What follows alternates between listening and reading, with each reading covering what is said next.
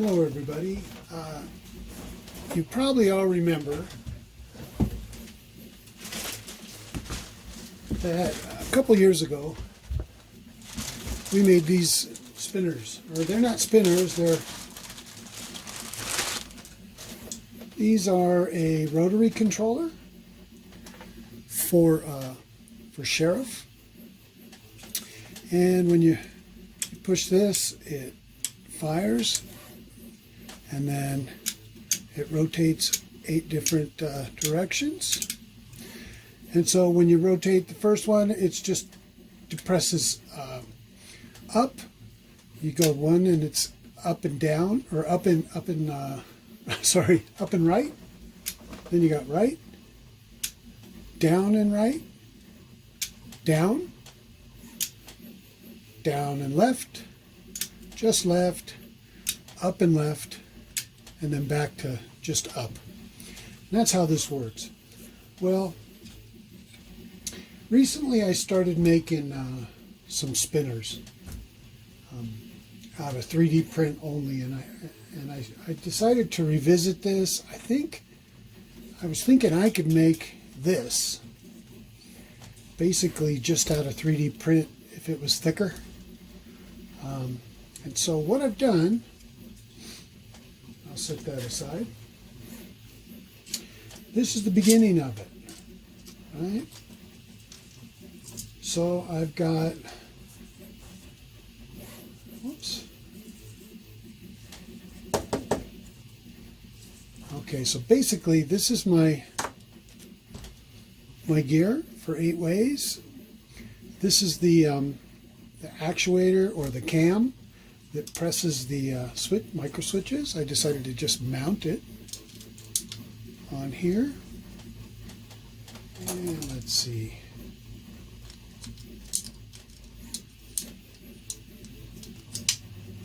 So basically, I have a hole in the side.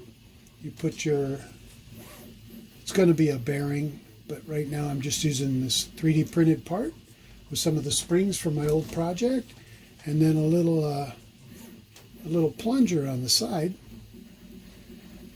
And that end cap has a hole in it, so when you put your screw in here, it also holds the end cap and it puts pressure on this so it clicks. It took a while to think about it, how I was going to do it. I've been playing with it for about a day. Let's see, let me take this out. So that just pops out. So basically, you put in your ball bearing, or in this case I'm using, oops, oh, there's I have a spring in there already. All right, so put in your ball bearing, put in your spring, right? Put in your plug, and that plug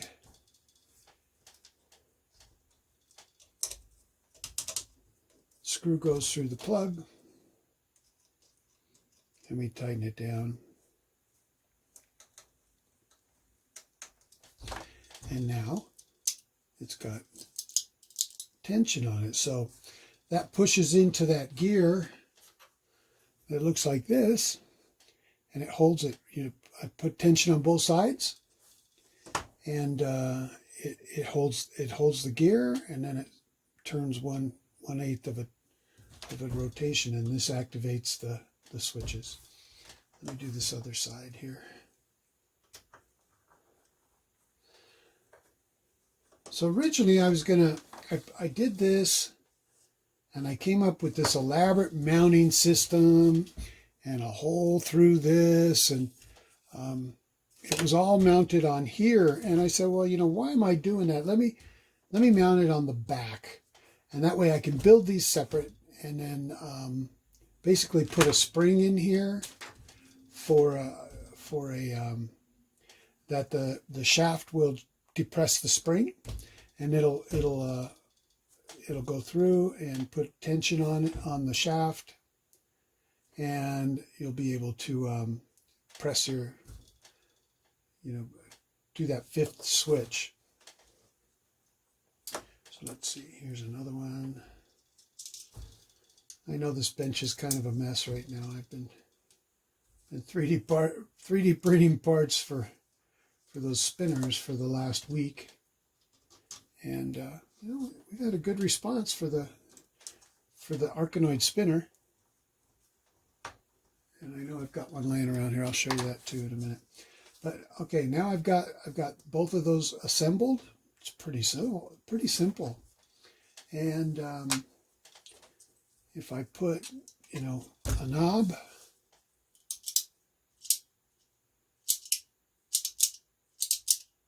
it seems to work pretty good. I think it'll be better when I I'll put an arrow on here that, I don't know which, I think I'll use this one for up, right, down, and left. And then I'll put some cap in here that has an arrow on it. And yeah, that looks like almost like a Tato spinner knob. The other thing, I still don't know. Let me get the other part. I just finished printing a top that's going to go on here. It was this, and it just, got some keyholes, and it presses down, but it doesn't fit all the way down because I had these micro switch standoffs to hold all this up. So I removed all these extra standoffs, and it'll fit now. Let me get it off the printer.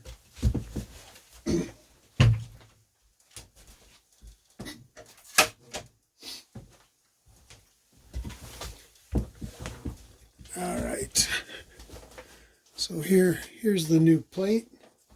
You see I removed all the holes for the micro switches, and I left this here so I could kind of put some kind of a bearing or something that would not only hold the spring in place, for that, but it would also, help the shaft a little better. Let's see. Take this one off. And yeah, okay, so that is the bottom. And this goes here. This is the first fitting. Hopefully it all, yeah, look at that. Goes together pretty nicely. Okay. So you can get to your micro switches still. Yeah. I'm wondering if I should maybe flip this or change this. I don't know, these are up and down. That seems to be okay. So then I have, the idea is to put a switch in here, or a spring with a plate. And this will go through the plate, this will ride on the top of it, and you'll be able to push in and out to actuate the, so see, it goes pretty far.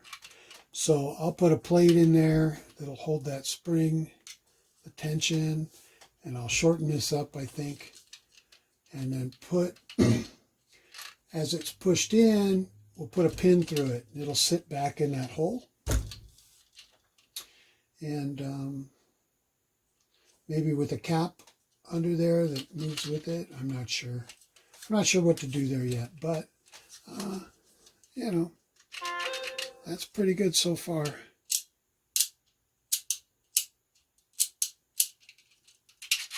So I've got to work on some of the details. This is not the smoothest, but it does work. And it works a lot like that other controller. So I took my same design and merged them together for the cam and the gear. This is the same basic gear design as the driver design. I made this a hex so that you will turn these, and it doesn't have to be tight, but you could still turn. And let's see. You know, if I shorten this up enough, I could probably put a shaft through here. The same kind of shaft that I'm using for the spinners. Let's see.